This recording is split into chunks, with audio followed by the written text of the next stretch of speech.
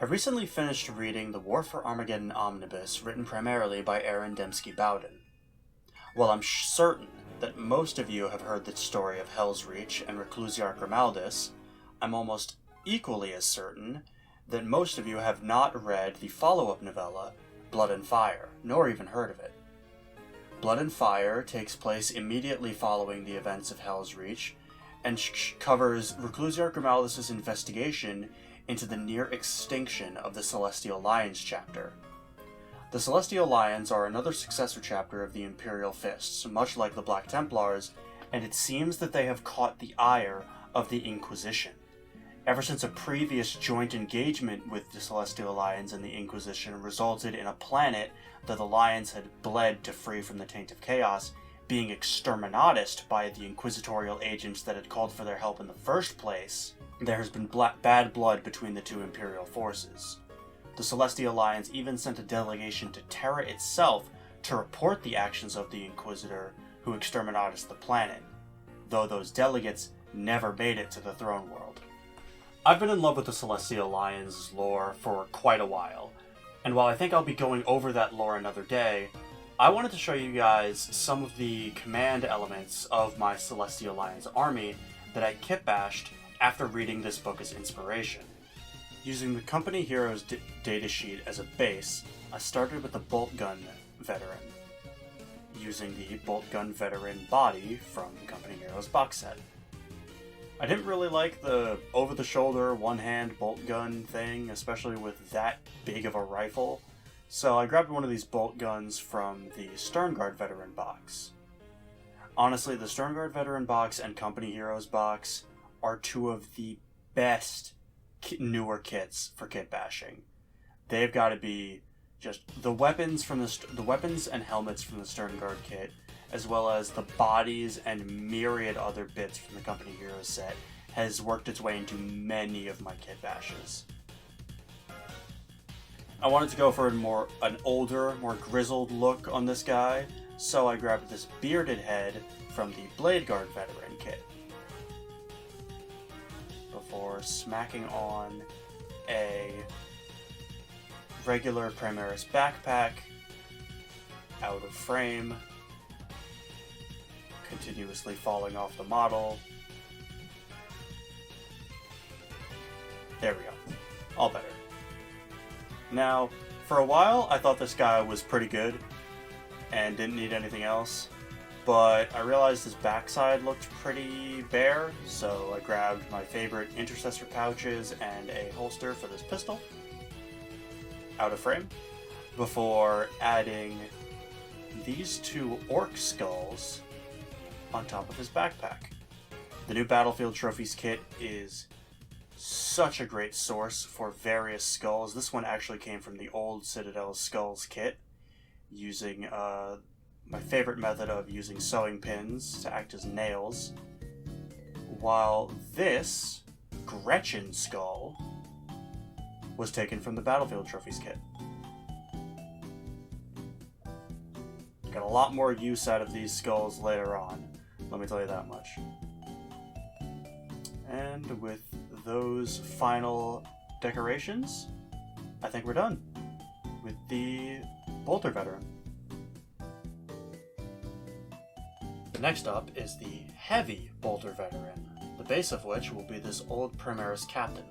I'm going to start by cutting away his chest so that I can add in a old Firstborn chest, a process I have gotten much better at since my first video with that Howling Griffin. Thank God that was a nightmare. I'm excited to have this process show up in more videos, as I've found that it's worked. I've been able to experiment with it quite a bit in my own armies, especially my Carcharodons, who utilize a lot of different armor marks canonically. The best method I found is to just stick a giant wad of green stuff in the chest cavity, and then with some super glue, slap the chest plate on top of that. It's deceptively simple, with most of the work coming after the fact, when you have to sculpt a bit.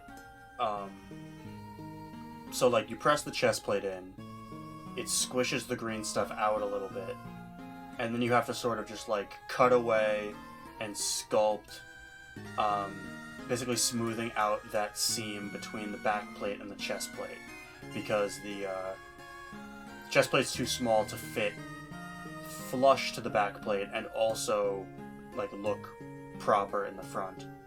So you get some of that green stuff squished out like that. You just gotta sort of stuff back in there and flatten out with your tools. Stick in these two little bits of green stuff so that the heavy bolter can actually fit on this body, and some super glue to make sure it stays.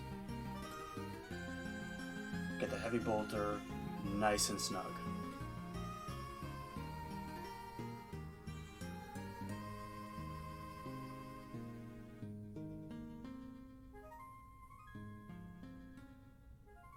And with just another process of sculpting and cleaning up,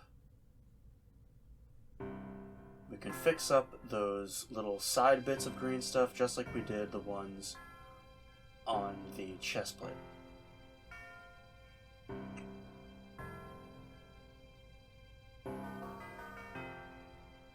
Next up, some shoulder pads. I'm going to be using these Mark 7 pads, as I don't have many older Armor Mark pads laying around, unfortunately. They're a bit harder to recover when I buy used sets, so they end up breaking a lot of the time and I don't get to recover them.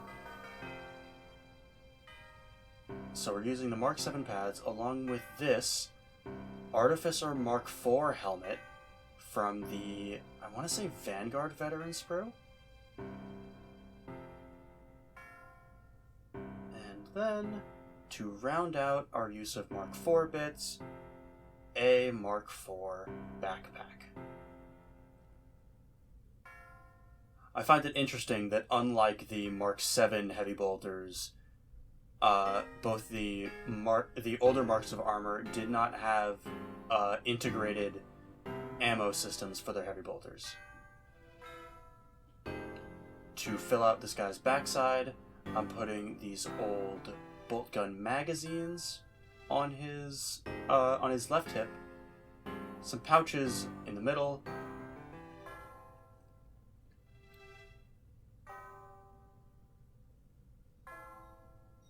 and an older style of bolt pistol on his right hip that those magazines can go into.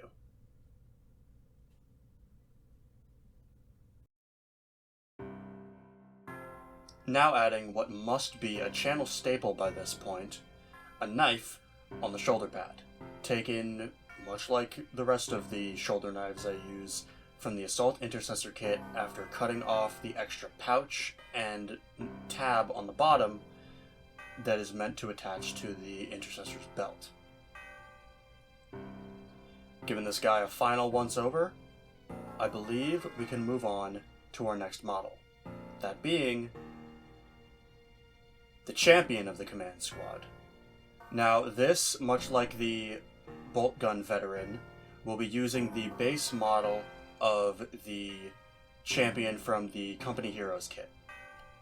Given the main inspiration behind the Celestial Lions are various peoples from Africa, I decided to look into African sword fighting styles when designing this kitbash. In that research, I came across the Takoba, a very uniquely designed sword due to its rounded tip, which you can see in the picture here. This design element comes from the fact that it is too hot in the area that the Takobas are used to wear armor. So, if you were to stab an opponent in an area where neither of you were wearing heavy armor, then you could just as easily be hit back with a near-fatal blow due to the fact that you can't take it because you're not wearing armor. Instead, those who use the Takoba have designed an entirely slashing-based fighting style in order to stay loose and mobile, capitalizing on the fact that they are not wearing heavy armor, turning it from a weakness into a strength. That fighting style will come across even more when we get to the shield used in this model, but for now, I attached the sword to the body with some plastic glue. This is a blade guard arm, so I had to cut and shave down the shoulder area so that a regular shoulder pad could fit. Speaking of shoulder pads, I'm going to be taking the company champion shoulder pads from the old Firstborn Company Command Squad. I haven't really had an opportunity to use these in anything, and I'm very excited to finally have a company champion to use it for. The shield, as mentioned before, I wanted to be very small and light so that it could be extra maneuverable just as the sword would be. If I wanted to really capitalize on this theme of a lightly armored and very quick-moving swordsman, I could have given this model Phobos armor, but I didn't want to break up the visual identity of the rest of the models in Tacticus armor and then only have one model in Phobos. This shield comes from the Vanguard Veteran sprue, and I have attached it to a Assault Intercessor left arm.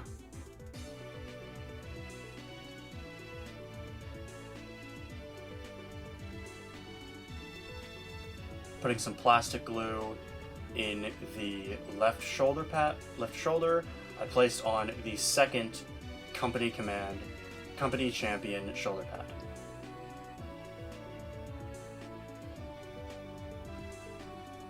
Next up, his backpack, taken from the Blade Guard Veterans kit. That iron halo should give him quite an imposing figure, as I place on some pouches to cover up a previously removed bit.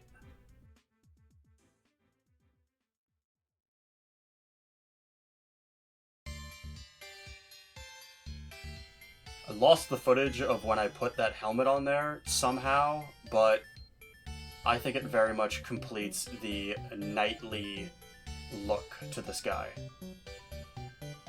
This has got to be one of the models that I am most happy with, and it's always nice when a kitbash just comes together the first time. The final model to add to this command squad is the Ancient, the bannerman from the Company Heroes datasheet. I'm going to be using the same technique I used with the Heavy Bolter veteran to put an old Firstborn chestplate on this old Indomitus lieutenant. One a bit more grandiose and befitting an Ancient than the original chestplate that came with this model. As you can see, I used far too little green stuff this time, so it needed to be cut away in places and filled in others. Once a proper torso was built, I was able to start adding proper bits to it. The first and most important, of course, being the banner itself. I took this old blank banner from the old command squad once again, and attached it to a Assault Intercessor right arm previously holding a Heavy Bolter. I'd recommend placing some glue not only on the wrist joint, but also on the bottom of the banner to give it 2 points of connection and thus more strength when the glue is drying.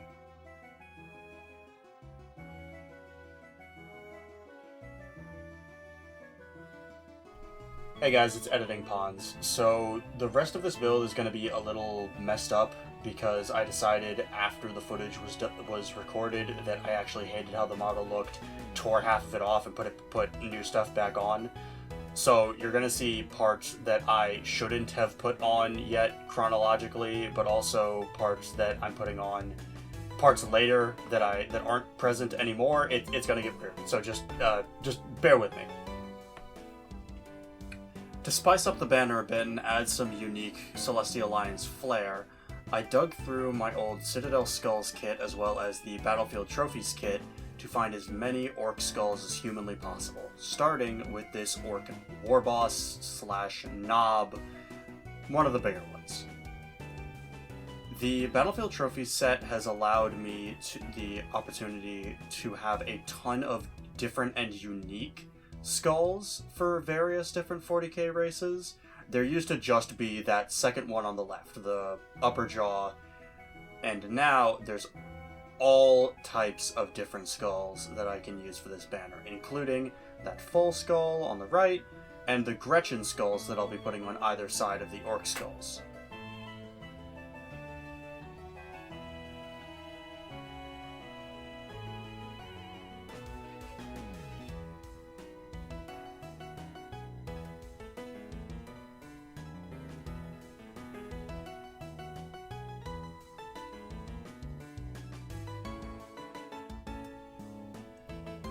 I lost the footage, but I placed on a bolt pistol instead of the power sword, using an apothecary left arm and an older Mark of Bolt pistol. The backpack came from the Sternguard Veterans kit, and finally, the helmet is going to come from the new Sternguard Veterans kit, that being this beaky with the Crux Terminatus embedded in its forehead.